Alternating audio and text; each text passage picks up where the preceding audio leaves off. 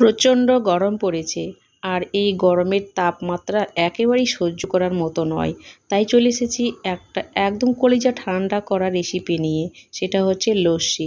তবে আজকের লস্যিটা একেবারেই নতুন পদ্ধতিতে। আশা করছি তোমরা এরকম লস্যি কখনোই ট্রাই করোনি। সো চলো দেখে নাও আজকে আমি লস্যিটা কিভাবে তৈরি করছি। বানানোটা খুবই সহজ। এই লস্যিটা তৈরি করে তুমি যতজনকে খাওয়াবে একবারই প্রশংসায় পঞ্চমুখ হয়ে যাবে। তার জন্য আমি এখানে একটা 1 কিলোর দই নিয়েছি। তার মধ্যে আমি 50 মানে আধা কিলো দই এখানে নিয়েছি। নেওয়ার পরে আমি এখানে মিক্সার গ্রাইন্ডারের মধ্যে দিয়ে দিয়েছি দইটা। তারপরে দিয়ে দিয়েছি এর মধ্যে বাতাসা। আমি বাতাসা দিয়ে তৈরি করব, হ্যাঁ, আর এটাই হচ্ছে স্পেশাল দই আজকে।